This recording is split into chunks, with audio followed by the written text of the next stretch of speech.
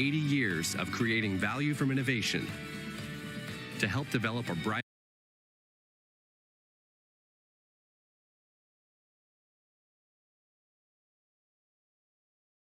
Fujifilm, value from innovation.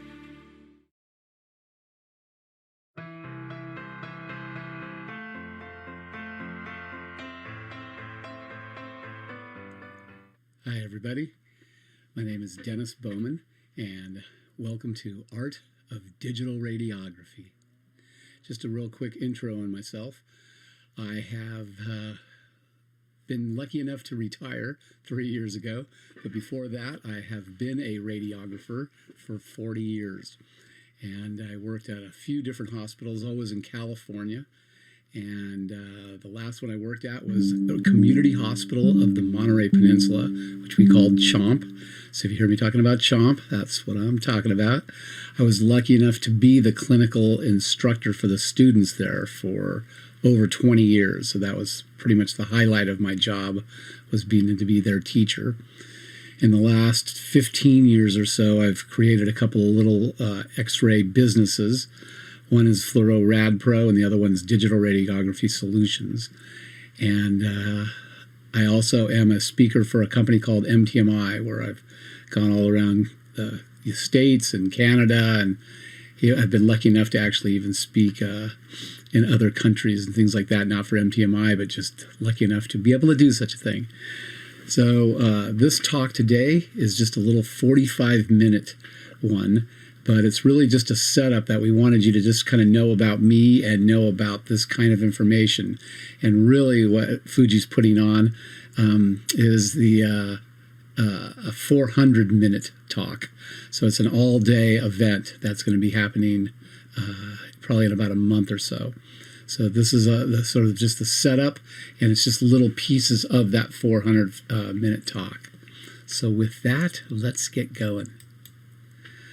One of the big things in the States is that when digital really first got going, which was in the early 2000s, even the late 1990s, but really 2000s is when most places started to get their first digital. At CHOMP, we got ours in 2003, so we've almost been digital there for 20 years. But people never really got trained that well, and then for the next 20 years, it's been the same. And then a lot of people are doing it the way they did film, and they just sort of took it over into digital. And that's not the way we should have done it, but there was nobody to teach us to do it any better, so that's just what we did. So finally, the ISRRT, which is our national organization, the American Society of Radiologic Technologists, came up with this best practices in digital radiography. And they first did it in 2012, and then they updated and revised it a couple of years ago in 2019. It's an amazing, it's more than just an article, really. It's like a little booklet, really. And one of the things in it that they say is this: it is the responsibility of the radiographer to have complete and up-to-date knowledge regarding digital radiography while using radiation exposure techniques and dose optimization principles designed to minimize patient radiation exposure. Basically saying it's totally our responsibility as the radiographer to be up on the latest ideas and the latest equipment and know how to use it properly so that we can keep our dose to our patient as low as possible. Some of the parts in that best practices that they discuss are optimum KV, technique charts, using exposure index EI numbers, post-collimation, which is also called shuttering, grids, using the AEC, shielding, and using anatomic side markers. So in the big all-day talk that I'll be giving, I pretty much cover almost all of those and many, many other things. So we're going to start off, and I don't know, how many of you were lucky enough to ever use film either in your career or at least as a student. But, I'm going to guess that maybe half of you did and half of you didn't. So those of you that did, you know that, there was a certain optimum kV that we would use for every body part, and it should be that same way now. And it was always just the mass that you changed. So I'm going to show you from 50 kV to 100 kV. I'll do it with both CR and DR. So we'll start with CR. When I first did made these slides up, I had next to it, it would have said like 10 mass, and the exposure index number would have been whatever it was. Then when we go to 60, it would have been half the mass. So it was that 15% rule with mass compensation. And then the EI number would be about the same. So know that all that's going on. I just didn't have the numbers because most people don't like seeing a lot of numbers. It just kind of mixes them up and doesn't make things better. If you look at this hand, you can see that the phalanges look pretty normal. The metacarpals look pretty normal, but the carpals are weird looking. And that's because it's not a real bone phantom. It's a plastic bone phantom. So don't really look at the carpals because it's just weird. But look at, just the body of the hand. Anytime you have low kV and a high mass, it's always a gorgeous image. That was true with film, it's true with CR, it's true with DR. It's just that you also have the most dose to your patient. So it's the worst thing you can do to the patient, but it is a great looking image. So know that, this is perfect, and this is what we're going to be comparing everything else to. So this is CR, 50 kV, 60 kV, 70 kV, 80, 90, 100. And here's what all 6 of them look like. So you can see that the top 3 are brighter. The bottom 3 are not as bright, maybe even a little grayer, less contrast. All of them would be passable. All of them would be diagnostic. Now we'll do it with DR. Here's 50, 60, 70, 80, 90, and 100. And here's what they all look like. And again, top 3 are brighter, bottom 3 are less bright and maybe a little bit has less contrast. All of them would be diagnostic. Not that I'm telling you to go out and shoot a 100 kV hand, but it is a diagnostic looking image. So again, know that, I'm just kind of flaming through this thing today because 45 minutes versus 400 minutes. So I'm definitely not going to be belaboring any points, and I'll just kind of be whipping through. But hopefully you'll just get a sense of it, and then you'll know that, hey, if you come back for the long one, for the 8-hour one, then you'll really have a chance. I'll have a chance to really take my time and build my case around all these things instead of just sort of hitting the high points. But there's a man, Barry Burns, who was the leading expert in the United States for years and years and years. He passed away about 5 years ago, but he was the guy that really first came up with that we should not be using the KVs we're using with film, and that we should be using 15 to 20 kV more. So, and this was his chart, or I put it together as a chart. I studied under him for years. And so he had it all in just different places, and I actually put this chart together with all his optimum KVs. So this is all the 15 to 20 kV higher than film KVs that he came up with.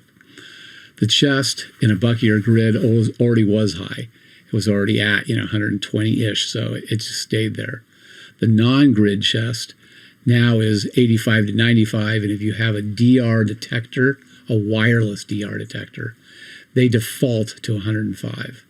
So, they're perfect at 105 without a grid. Abdomen, 85, 95. Iodine abdomen, that would be an IVP for kidneys, your bladder. So I don't even know if you guys do those. We don't really do them anymore. But if you do, it's 75, 80. Extremities, hands, feet, those kind of things, 65, 75. If you have a bigger patient and you're doing extremity but with a grid, it's 70, 80. If you got a really large patient and you're doing a bucky, it's 75, 85. All AP spines are 85, 95. 85 being like an older patient that really has almost no calcium.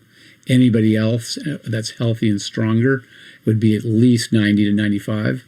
All lateral spines, 85 to 100. And again, 85 would be the patient with no calcium.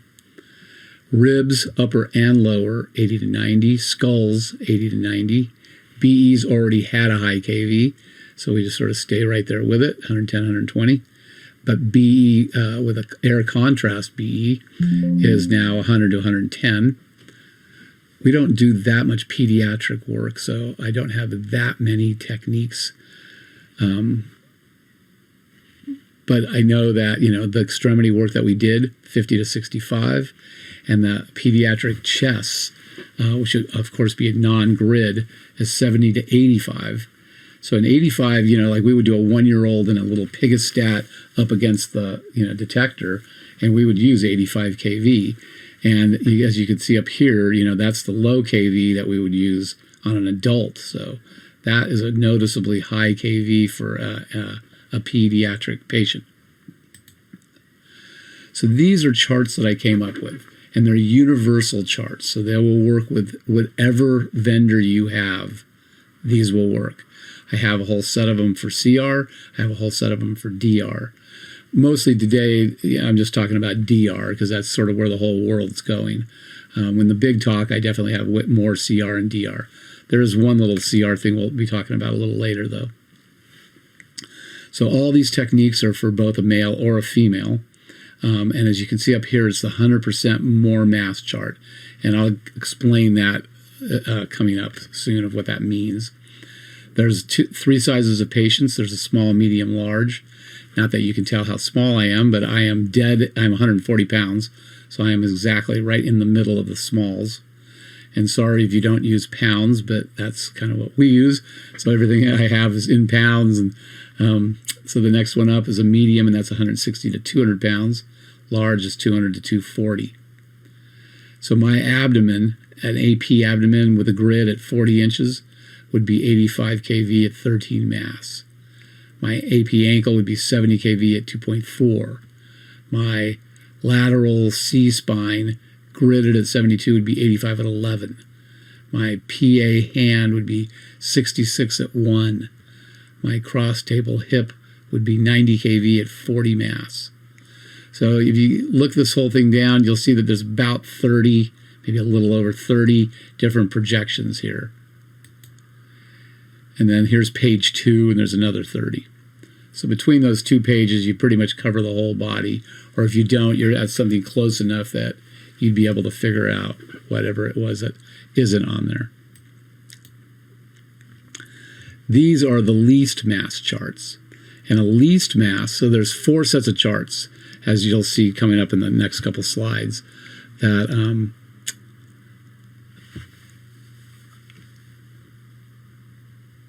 the least mass, then there's a 33% more mass, a 66% more mass, and 100% more mass. So those 4, and so the 100% more is exactly double the least.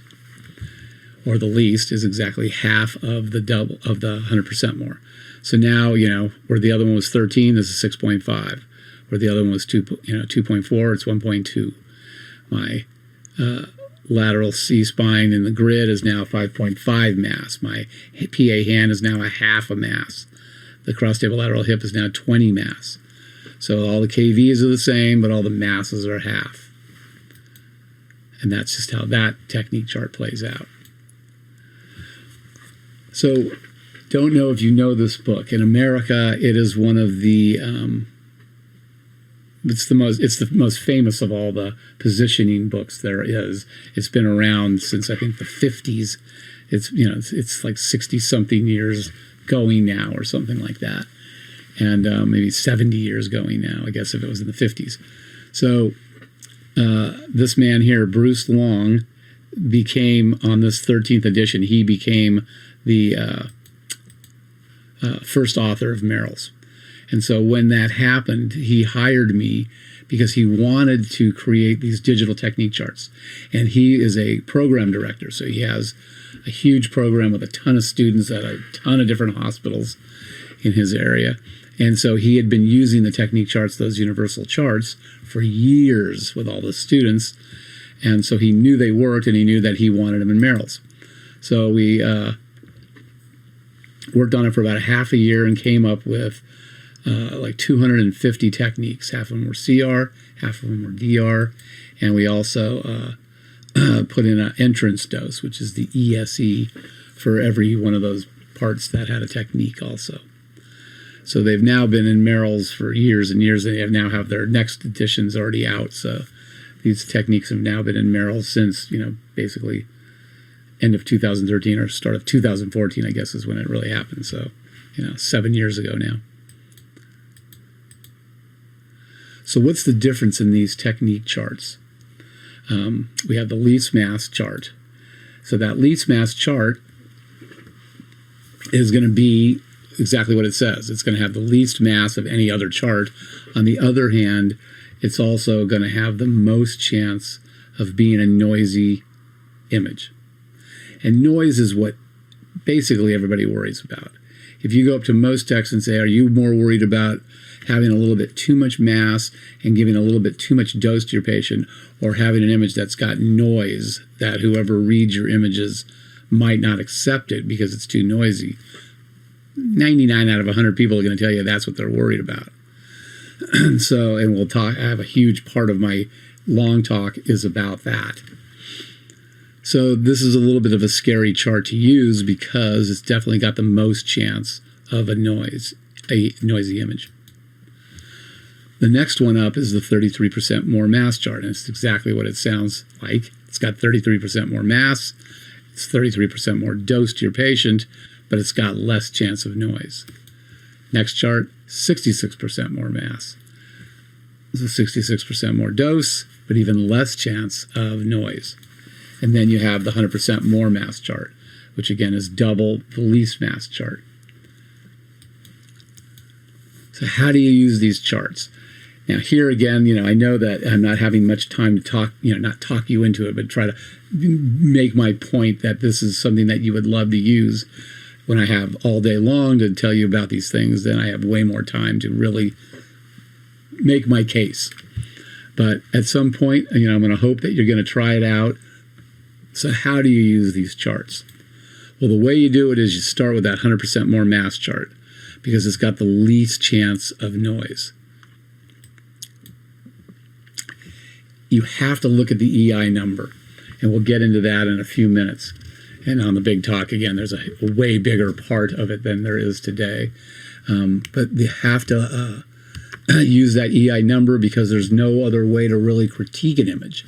You can't look at the image and go, well, it looks good, so it must have been a good technique, because there's all kinds of things in the computer that can fix an image that was created with a bad technique.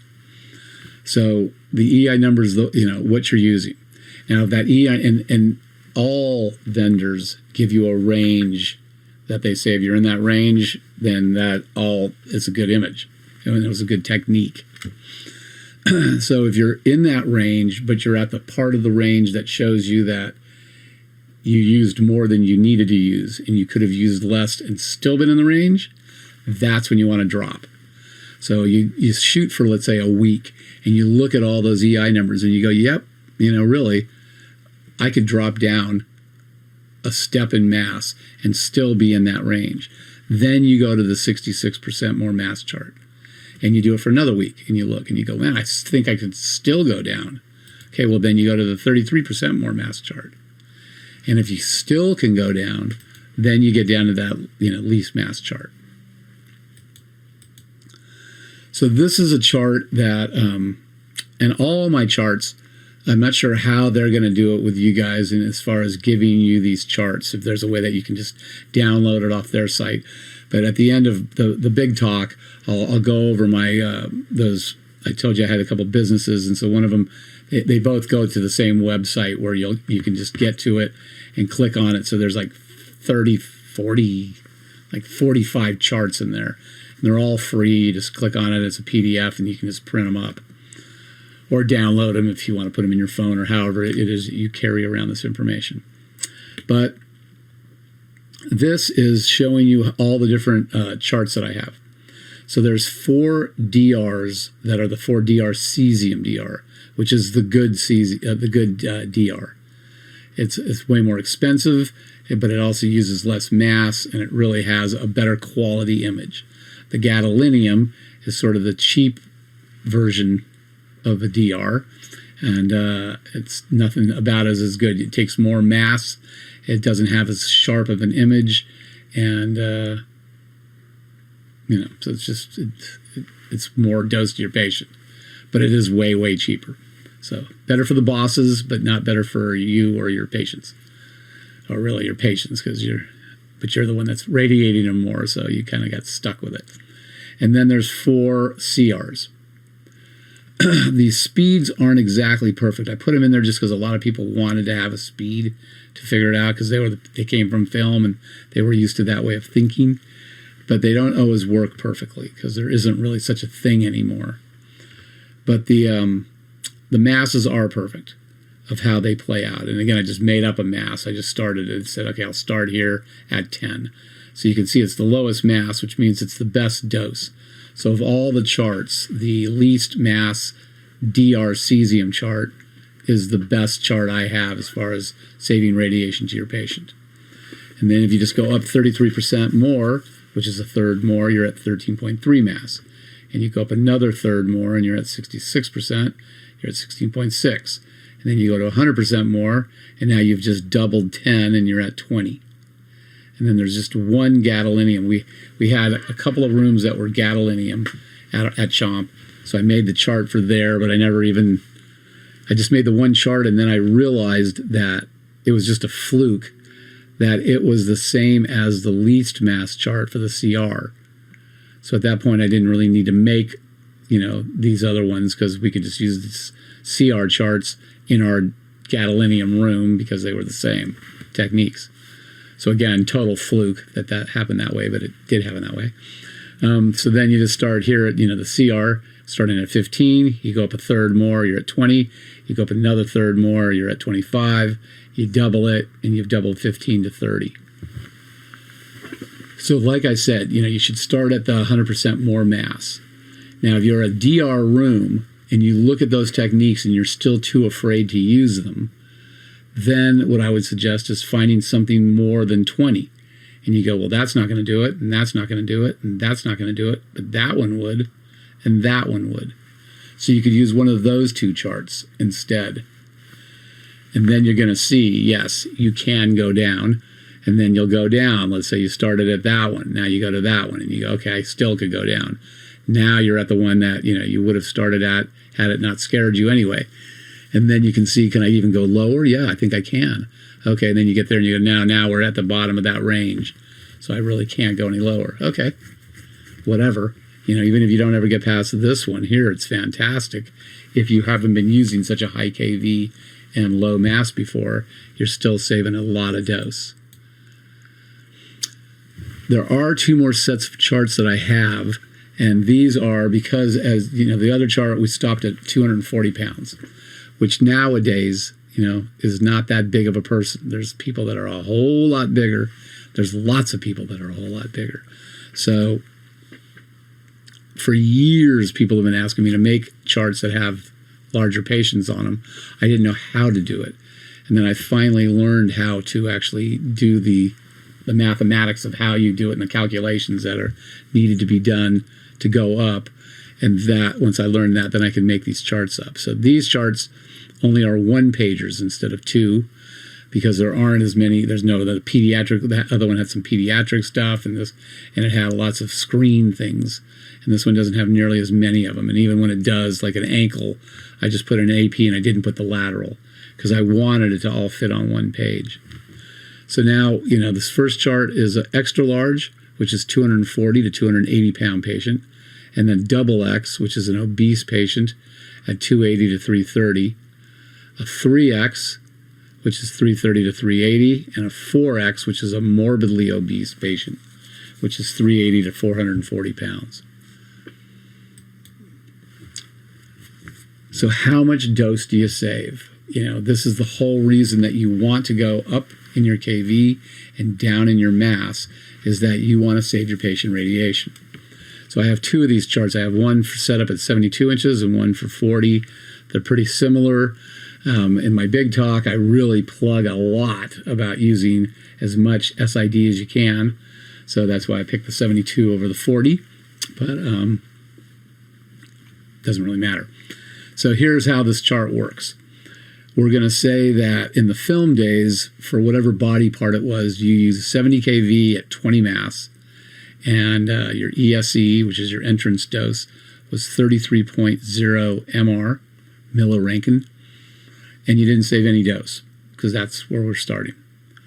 Now you do the 15% rule of 15% of 70, and it's 10.5, and there's no such thing as go up to 80.5 kV, so it's either 81 or 80, just depends on where your machine defaults.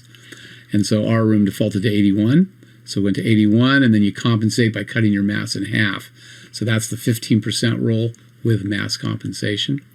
And so now you're at 81 at 10, and your new entrance dose is 22.1, and you've saved 33%.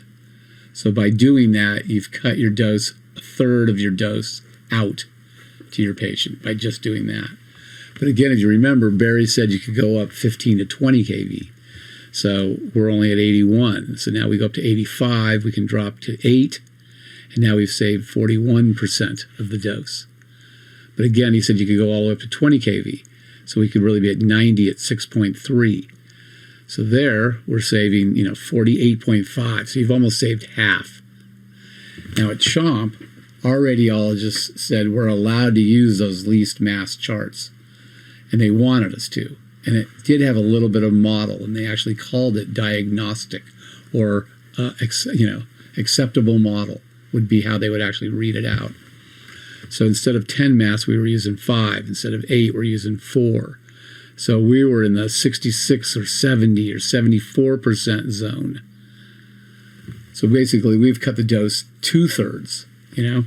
And we became one of the lowest dose hospitals in the United States once we did that. So that was pretty amazing.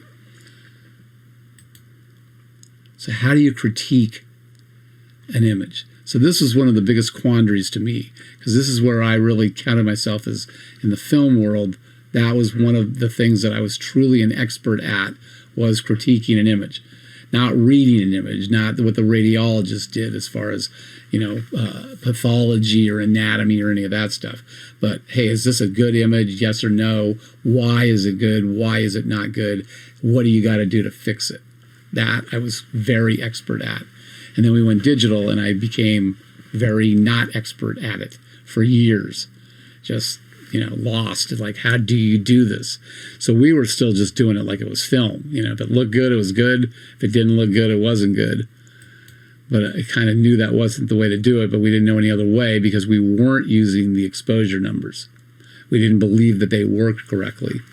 And on my big talk, I'll kind of tell you how we figured that out, but it was basically me showing a student that it doesn't work and then finding out it does work and then realizing we don't even know what we're doing. And going to my boss and going, we don't know what we're doing. And that was the start of us learning how to do it finally. So the thing you have to have is you have to have that EI number. That's just the number one way to critique your image. And it's the only system we have. It's far from perfect. There are definitely things that can just mess up those numbers. And in my big talk, I'll go over those definitely. But basically, the point I want to make is your eyes can see if you have a modelly, which is a noisy image. Your eyes can see if you have burn. But if you have a really nice looking image, you can't tell if that was a perfect technique. So if you have a perfect technique, there's no way to know that that's true just by looking at the image, which you certainly could do with film. That was the beauty of film. There weren't that many beauties of film, but that was one of them. Was, if it was light, you didn't have enough mass. If it was perfect, you nailed the technique. If it was dark, it was too much mass. Done. It was that easy. Now it's impossible to prove that you use the ideal technique if the only gauge you're using is what that image looks like. So, what we did with film, that's how you did it. But you cannot do that with digital. And the reason is a thing called automatic rescaling. And so, I always use Fuji for this part of my talk because they invented it. So they were the ones that came out with the first CR. And back in the 80s, early 80s, and they invented automatic rescaling, which is the, you've used the incorrect technique, but the computer knows what that image is supposed to look like. So it can just ignore that there was way too much mass used and still give you an image that looks like you used the right amount of mass. So to prove it, I'm going to just show you a bunch of this lateral skull image taken at a bunch of different masses. So this is basically perfect. I was shooting for as close to a 400 S number as I could get, and this was as close as I could get it. It's 4 mass to get there. So that's the perfect technique. And we go to 8, and we go to 32. In the film world, this skull would be about as dark as this black. You'd see an outline of a skull, and that'd be about it. Maybe an outline. It might just be so dark you can't even see anything in there. This is 200 mass. So again, 4 was what we started with. And it's 4, and we also had an S number of 357. We now have 200 and an S number of 6, but it looks the same, right? I mean, look at these. 4, 8, 32, 200. And when we get to 400, we finally see a change. So when we get to be 100 mass, 100 times too much mass, we see a change. But I didn't level and window that. So if I could level and window that and make it look identical to the other one. So, that's how robust automatic rescaling is. That's how good it is. That's why it's totally impossible for you to look at an image and go, oh, that was a good technique, So, and then at 500 is a little bit still the same. It's all still just right there. So here's just another vendor. This is a DR detector now. So DR is different as far as how it plays out with too much mass. And almost always you can use less mass with DR than CR. So here we go with the 2 mass instead of 4. 4 mass. 8. 16, we're still hanging in there. And then at 32, this is what burn looks like. So you can see it there. You can start to see it there. And there is no level and windowing and getting it back. It's just gone. So burn is gone, always. And then at 45, you can see the whole thing starting to burn out. So there's where if you do level and window, you're still not going to see it nicely because burn disappears anatomy. So burn's a bad thing, as is model's a bad thing. So how much can you overexpose for CR and DR? For almost all of the CR vendors, you can use a minimum of 50 times too much and probably closer to 100 times too much and still have an image that's absolutely diagnostic. The DR seems to be more like 10 to 15 times, so not nearly as crazy. But still, hey, you can use 10 times too much. It's still kind of outlandish, but not that outlandish because all the vendors kind of do it. So here's a little bit more on critiquing. One of the things that you want to be able to do is mag it up. So if you can make the image bigger, you just got a better chance of looking at it and checking for noise and burn.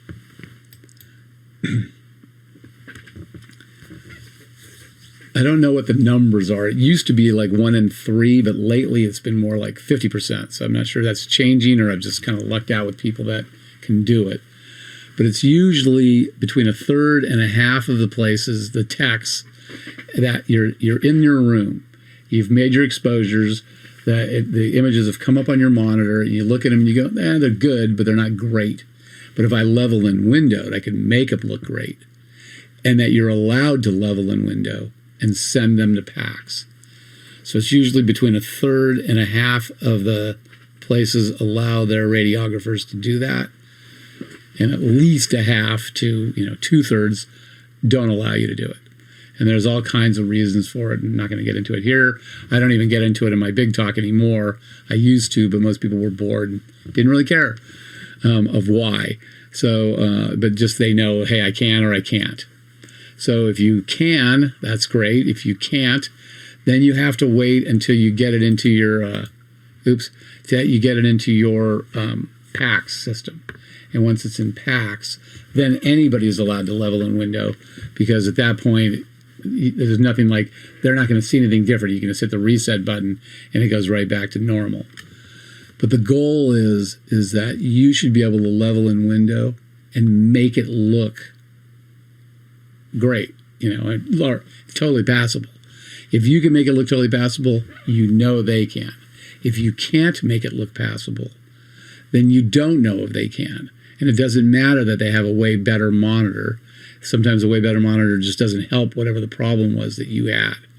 So at that point, you're just turning in an image and you're hoping they can, which is a bad place to be, because if they can't, then you shouldn't have turned it in. You should have repeated it. Or a lot of times now, nobody repeats anything, but they should, because people are turning in lots of work that's kind of, I'd say it's unacceptable, but it isn't, because whoever was the radiologist, they ended up just hating it and reading it anyway, which means they did accept it. So you can't say it's unacceptable because they accepted it, but they didn't like it. Okay. So now I'm actually going to take a quick hit on this thing. Save that throat. So how much dose? So these are now going to be some really fun experiments. That this one I did with these two students. And it was, when you take an x-ray of a patient's chest, what happens to the x-ray as it hits that person's body? Does it all just go through and get back to your whatever you have back there, your IR, your image receptor? Or does it bounce off the patient? And if it does bounce off the patient, which angle does it bounce in? What happens to it? So we did it two different ways. We did it with an ion chamber over here that's going into an actual, a dosimeter where it's telling us exactly how much dose is hitting it. And we also used a cassette with a hand phantom so we could see what it looks like. We did it with a chest, with a grid. So it was a gridded chest technique, and we did it without a grid. This one's going 90 degrees to the patient, of which when we went 90 degrees, we actually hit that wall at 6 feet. So I redid the experiment so I could go further, but for what I'm going to show you guys, it's this one, because the other one has way more numbers, and again, way more numbers usually doesn't make anybody that happy. So then we went at 45 degrees, then we hit the wall over here at 8 feet, and then we did it here where you're just shooting the patient with the x-ray. The x-ray is coming straight back at 0 degrees, and there we could go all the way to the back of the room, so that wasn't an issue. Before I get into it, I want to just go a little bit about natural background radiation and just what we call things. And the natural background radiation is like cosmic and radon and potassium-40. And the last time anybody in the world did a survey of it was 2006. So the words that we use in America, or at least with my dosimeter, is a small r is a rad, and that means that the x-ray is still in the air and it hasn't touched a body yet. As soon as you get a capital R, which is a Rankine, then the radiation has touched the body. A milli capital R, which is an MR, is 1,000th of a rad or a Rankine. A micro R, capital R, is an umpersond. It looks like a U, but it's really an umpersond R. And so it's a micro R is 1,000th of an MR. So this is 1,000th of that. This is 1,000th of that. So this is 1,000,000th of that. So when you go, it had 6 millirank, 6 micro R's. It's 6/1,000,000th of an R. So you go, well, that's not much. And you go, it isn't much, but it's not nothing, but it's not much. So natural radiation of this cosmic radon, potassium-40. How much do we get? The average human being on Earth gets 304 milli-R a year. If you take that 304 and you times it by 1,000, it's 304,000 micro-Rs. And then if you take 304,000 and divide it by 365 days a year, we get 844 micro-Rs every day of radiation. So again, when you go, hey, that scatter, you're going to get 7 micro-Rs. You go, well, you get 840 every day, 844 every day, just being alive and walking around on Earth. So, 7 is not that big of a deal. But again, it's not nothing. So these are the doses. Hopefully you can see these little numbers. There's two sets of charts. There's the 85 at 3.2, and then there's the 115 at 4. We'll use the 85 at 3.2 just because it's got smaller numbers, so it's just easier to relate to. So at 90 degrees to your patient, that's coming out, just laterally to your patient there, mid-coronal. At 6 feet away, the two doses averaged out to 6.5 micro-R. At 45 degrees, at 6 feet away, it came out to 11.8. So if it would have been 13, that would have been exactly double. So it's close to double the dose at 45 degrees. At 0 degrees, we started at 6 feet, because anything closer, you'd be literally sitting on their bed or their gurney. And so we figured, okay, well, nobody does that, so there's no reason to start closer than 6 feet. And that is 33.6. So that's a teeny bit more than 5 times more than that. So what this is telling you is, when you're taking a portable on your patient, the best place you can stand is sideways to your patient, except that you can't see them that well.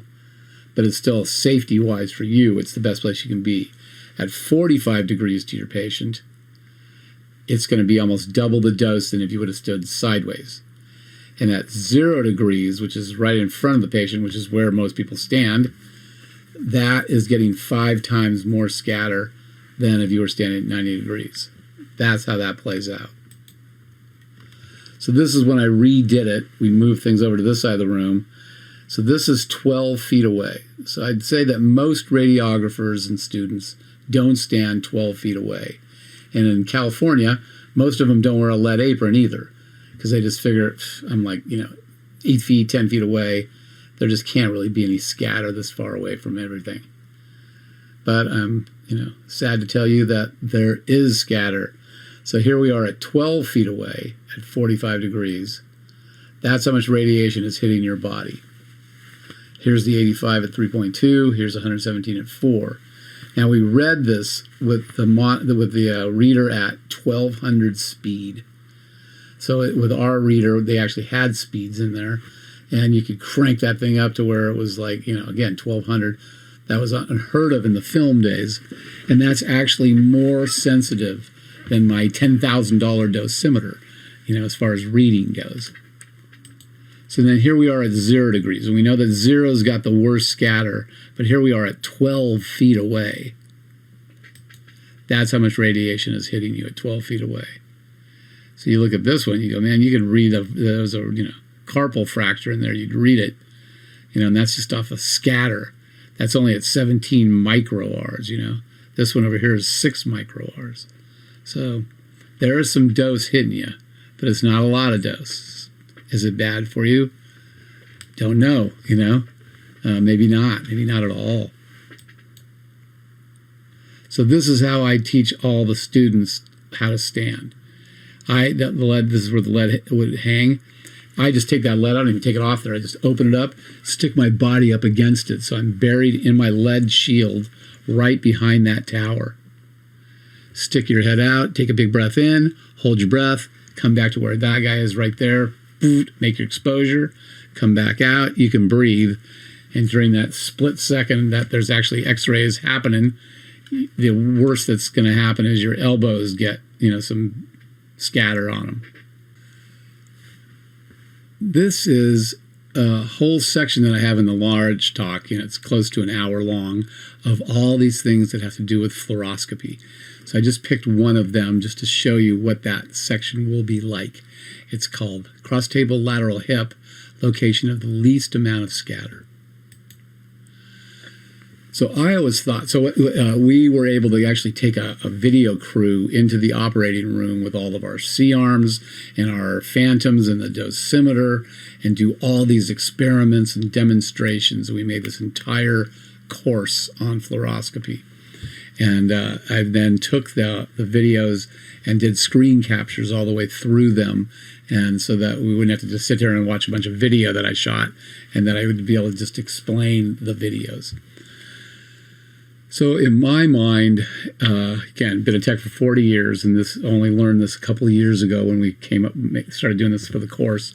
But I always thought X-ray kind of went through the body, and by the time I got over here, that there's no way it was really the size of that eye anymore. I figured it was that big, and you're standing right back here, so I just figured by that point this beam that started that small is now that big, and by the time it gets back to you, it's just boom, just hitting you, nailing you.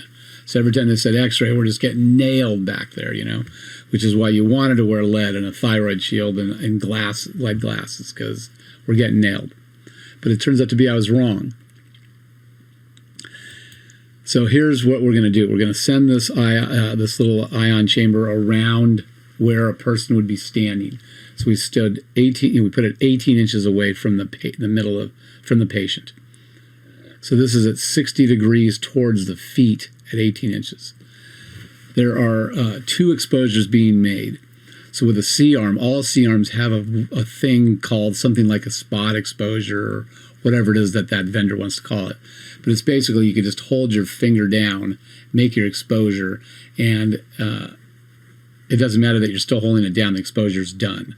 Just like when you take a regular X-ray, it doesn't matter that you're still pushing the button down, the thing's done.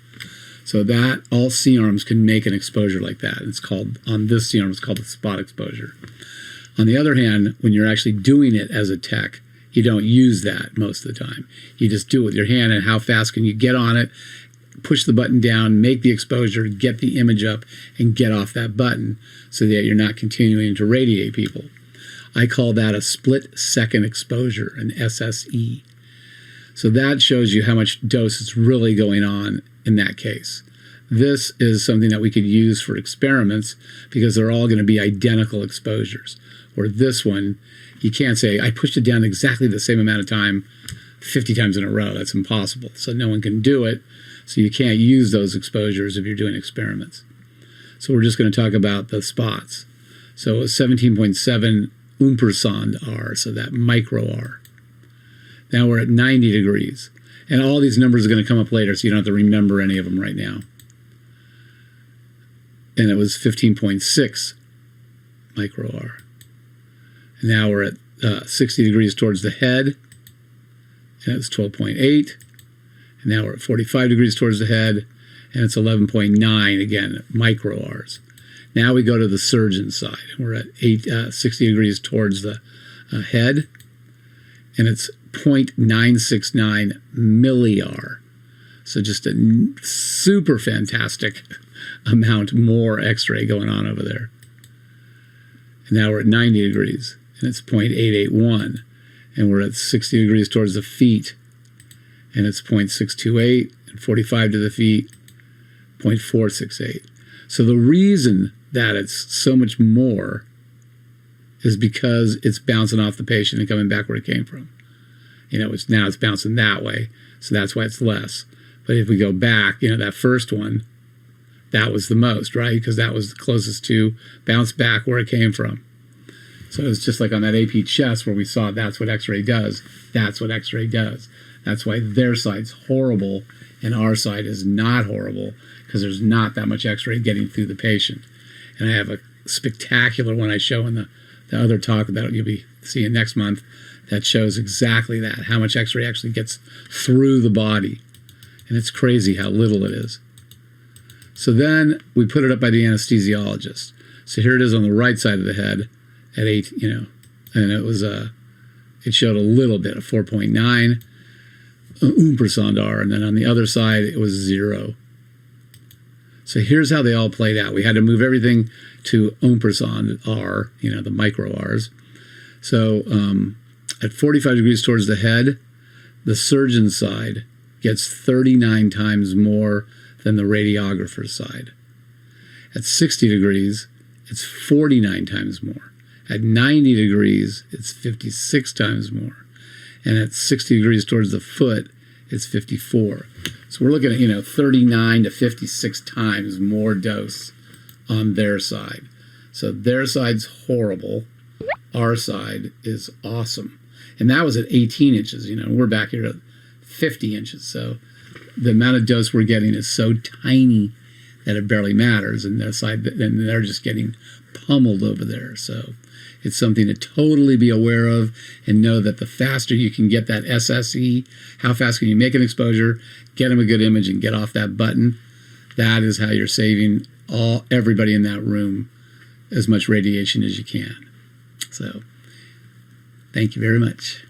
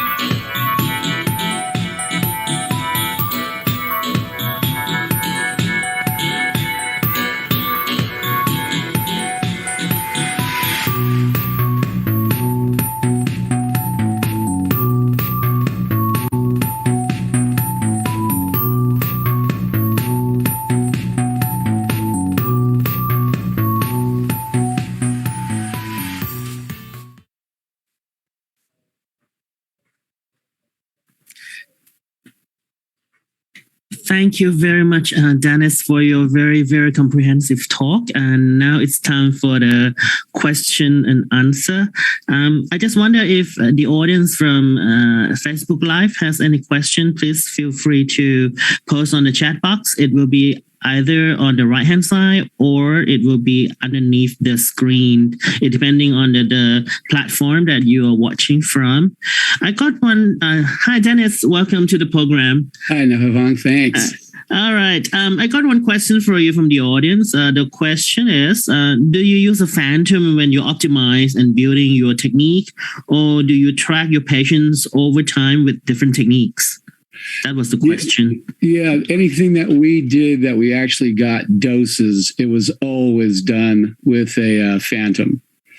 So yeah, there was never a time, because when you use a dosimeter on a patient, then that actual ion chamber would have been in the way. And so then you wouldn't have been able to actually have a radiologist do a reading on that image because there'd be a big old ion chamber in the image. So yeah, everything was done always with a phantom. All right, that's good. I just wonder, speaking from the educator point of view, how do we train our student nowadays? I learned that when I was a radiography student, I learned the positioning from Murrow textbook. So time has changed, and ISRRT represent the radiographers from around the world. We may have different in terms of technology that we use, either CR or DR. For maybe from your perspective, how would you tell the educators from around the world who are watching this program on how to train the student to be capable of dealing with this new technology of CR and DR? It's not that new for us in many countries, but in many countries, they are very new to them. It's a huge, I mean, yeah, I talk to educators at least all over the United States. And when we went digital, that was one of the most shocking changes anyone ever saw. And I think a lot of it had to do with almost everybody came from doing the techniques with film. And so once we went digital and you didn't have to be as good anymore, because the equipment's so amazing that it fixed things, that a lot of educators didn't really know how to even teach it. And so even now, here we are, in Champa, we've been doing it for 20 years, and it's still, most of the students have never seen film. They only know digitals, and it's still very, very difficult because the equipment's just so fantastic. So yeah, to say how to do it, I don't even know if I could tell you how to do it. We were so lucky at Chomp because I was actually an educator who could spend time with each student one-on-one and go over it, how important it is. But I don't even know if I could tell you in a nutshell how to do it other than really trying to push home how important it is to use the least amount of technique, which is what this whole talk was about, radiation, and especially the big talk I'm going to be giving, where it's all about radiation safety, and that if you can use less, use less. That's probably the thing I would push home. Anytime you think you got a technique that could go smaller, use less mass. Almost every one of us in the whole world could use less and still have a gorgeous image because the equipment's so fantastic. Yeah, I think it's quite interesting the way you put these technique down on the table, like tabulated data that people can look upon about how to optimize the technique. This is something that is really attract my attention because as educator, when I teach my student, most of the time we do AEC technique, and a lot of time technique may be different from one machine to another. And I think this kind of good cookbook for us to be used. So for radiographers from all around the world who are watching this program, I think this will benefit you guys a lot. Donna, you have anything to say?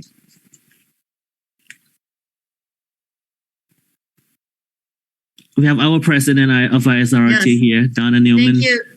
Thank you, Dennis. I actually am listening, and I came from the film days. I work in nuclear medicine now, but came back from the early days when we used film and used straight technique. So as I was watching this and I'm looking and understanding, do you believe in the cropping before you take your image just so you have your field of view, or do you leave it wide open?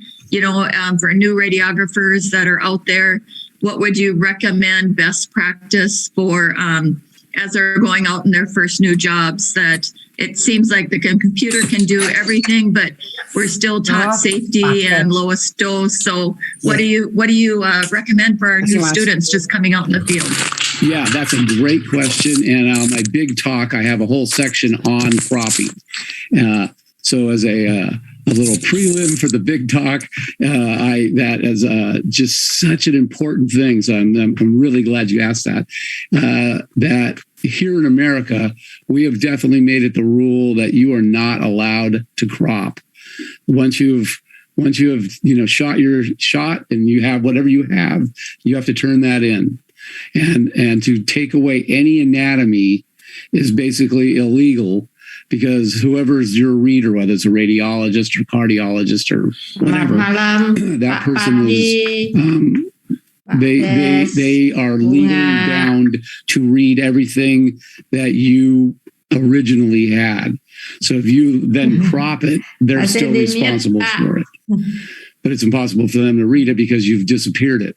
So the rule here is that, although as much as I say it's the rule, it doesn't mean that thousands of people aren't doing it every day. I know they are, but they're not supposed to be doing it. It's supposed to be just like film, where, hey, once it was on that film, it doesn't matter that you could have coned it, and done a nice collimation on it. You didn't. And because you didn't, that's what you're turning in. So you're not really supposed to be touching that image once you've done it, because there are all these other things on there that nobody would have ever possibly, expected. You do a C-spine, and in the mandible there's a bone tumor. You do a chest X-ray, and they can see some free air underneath the abdomen or underneath the diaphragm. So there's always these kind of miracles that, hey, we didn't expect to see that.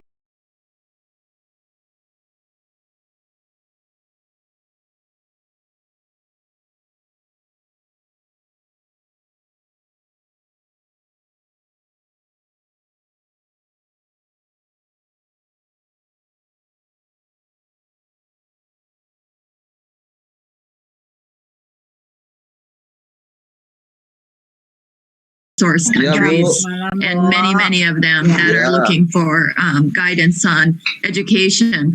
So they may not have the ability to have that phantom in their department, to do the testing.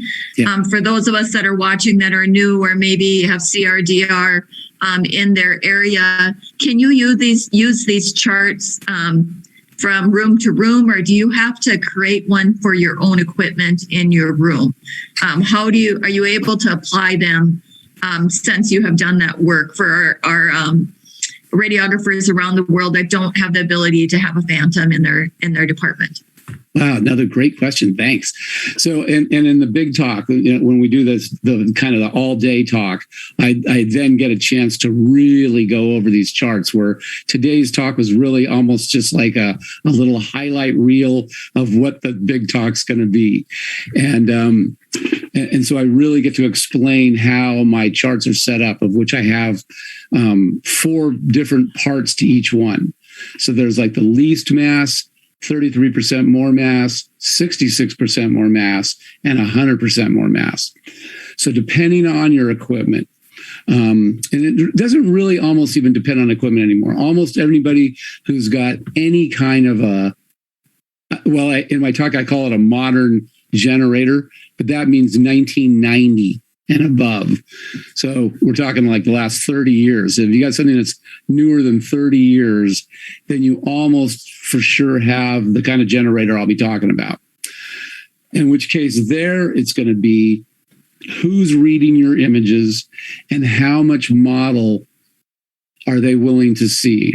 Because ours, like at Chomp, they wanted to see a little bit. They actually call it diagnostic model. And or acceptable model. Those are the terms they actually use in their reading. But some places might say, we don't want to see any. So depending on where you are, and then again, it does depend a little bit. I mean, every manufacturer could be a little bit different. So what I teach everybody to do is use my charts that start with 100% more mass, and you start there, and then you look at your exposure index numbers. And from there, it'll tell you, you know what, that they gave you that range, like the Fuji, it's the 400 to 100 range. And you go, but you're only, you're still, near the high end of the dose. So then you go, you could go down some. So then you go to the 66% more mass chart. And then if you can still go down, you go to the 33% more mass chart. And then if you're like we are at Chomp, we went all the way down to the least mass. So there's how you're going to play with it. But everybody should start with my charts that have the 100% more mass on them. And then there's a whole set of charts for CR and a whole set of charts for DR. So in a nutshell, that's the answer. But again, I'll explain that a lot more in my talk. Donna, we really have to thank Dennis to wake up this early from California to join our live program, because it came to me like, oh, the US just changed the clock back yesterday. So really appreciate that you join us live here today. And I think it's good timing that we may conclude the program for tonight. It's very productive. And again, I have to thank Dennis for giving us this opportunity to learn something very, very exciting, especially for those in less resource places from around the world. And again, we have to thank Fujifilm for giving this opportunity to us, Mr. KAWAKUBO, for joining with ISRRT on this education platform.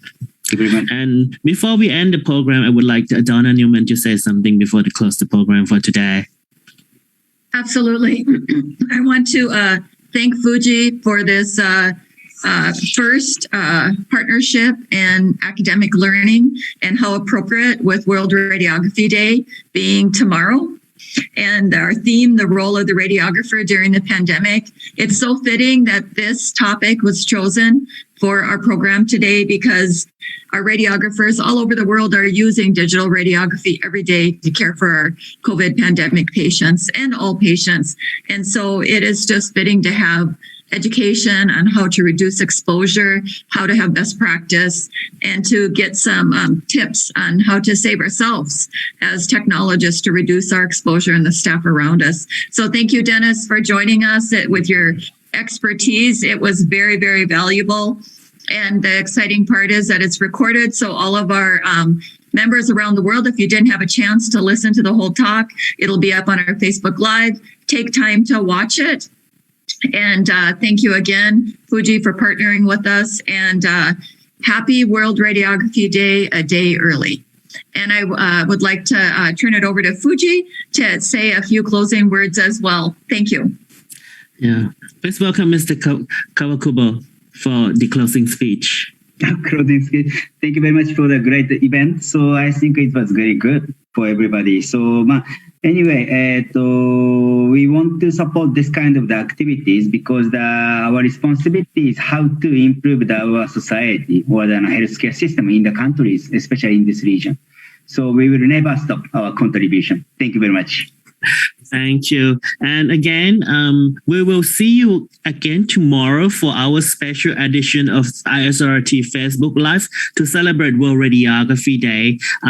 Stay tuned. It will be 8 o'clock US time, Central Time this time. So it will be 7 Asia in Thailand time, and 8 o'clock for Singapore, Malaysia, Philippines time. All right, we will update to you on our Facebook page about the time for tomorrow's celebration of World Radiography Day.